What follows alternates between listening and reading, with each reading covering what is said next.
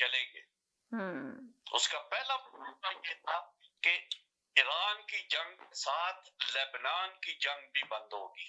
आपने तो ही नहीं, और तो सब कुछ आपने बोल दिया, ये भी हो गया, वो भी हो गया, ऐसे भी हो गया, वैसे। भाई सबसे पहली तो बात यह है कि जो उसकी डिमांड है पूरी करो।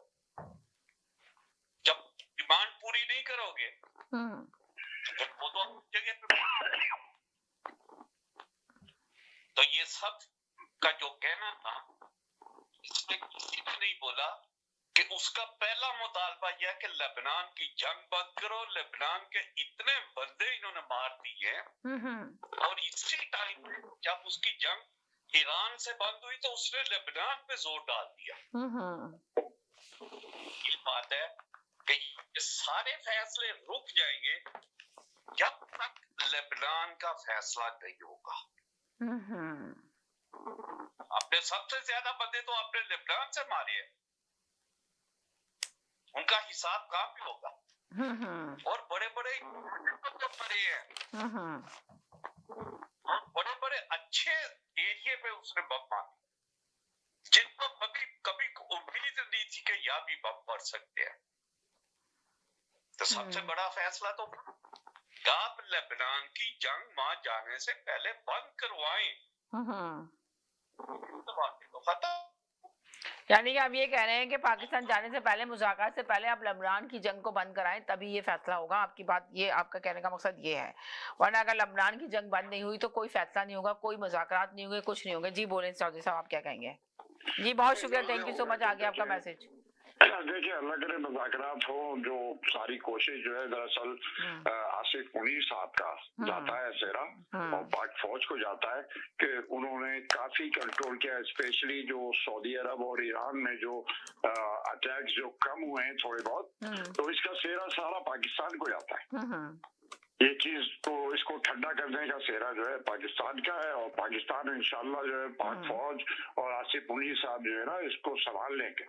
उम्मीद की जा रही है कि खास तौर पे अगर जंग बढ़ती भी खुदा। देखिए एक बात सुने, है ना, पाकिस्तान को सेरा जाता है, बिल्कुल आपने सही कहा। पाकिस्तान का ये देखें एक तरह से नाम भी बुलंद हुआ है, और पाकिस्तान अगर तरक्की करेगा तो लाजमत है हमें बहुत ज्यादा खुशी होगी ना। जैसे पाकिस्तान के पासपोर्ट की वैल्यू बढ़ी, पासपोर्ट की अहमियत बढ़ी, तो मगर ये जो पाकिस्तान में ये जो वाकये होते हैं, जो अभी आपके सैयद भाई ने बताया कि मोहसिन नकवी साहब क्या बयान दे रहे थे, किस तरह वो बोल रहे थे कि 3-4 लोगों को उठा लो, तो आप ये साजिद भाई ने बताया था, मगर उन्होंने भी आके बताया कि कितने मिलियन पैसे आए और कहाँ चले गए। नैप ने आके ये केस खोला, राइट।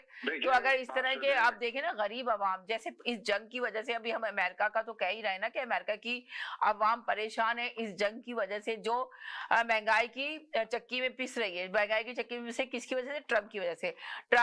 ईरान की, अमेरिका की अवाम जो है किसी सूरत भी नहीं चाहती कि ईरान के साथ जंग हो, वो चाहती है कि जल्द से जल्द ये फैसला हो जाए, जंग बंद हो जाए, मुज़ाकरात हो।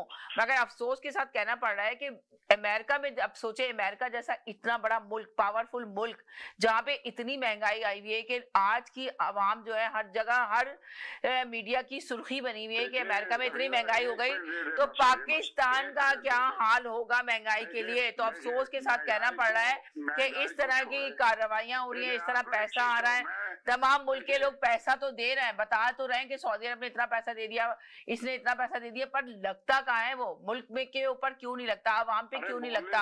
सवाल ये पैदा होता है। नहीं आप तो बताएंगे क्या? आप तो टाइम ही खत्म हो गया। जी लगता कहाँ है? मेरा आखिरी सवाल यही है कि पाकिस्तान पे क्यों नहीं लगता पैसा, बताएं तो दे मुझे। जी देखिए चौधरी साहब, आज साजिद साहब ने बताया अमाउंट, ये साजिद साहब ने सही अमाउंट ही बताया है, इससे बहुत ज्यादा है अमाउंट। क्या? बहुत ज्यादा अमाउंट है। मैं अरसे से बोल रहा हूँ कि पीपल्स पार्टी 100% पैसा खाती है, 100%, और वो खा रही है। और कौन कहता है तरक्की नहीं हुई पाकिस्तान में? तरक्की हो रही है एक बात पे। जो रत्तो डेरो, नो डेरो, सजावल और इस जो गांव देहात के बच्चे थे इन पॉलिटिशियंस के, अब ना वो सिंधी बोल रहे हैं ना उर्दू बोल रहे हैं, वो अब कराची के मॉल्स में इंग्लिश बोलते हैं। जितने पीपल्स पार्टी वालों के बच्चे हैं उनके लिए उनकी एजुकेशन पे इतना पैसा खर्च हो रहा है, इतना पैसा खर्च हो रहा है कि अब उनको इंग्लिश के अलावा कुछ आता नहीं है।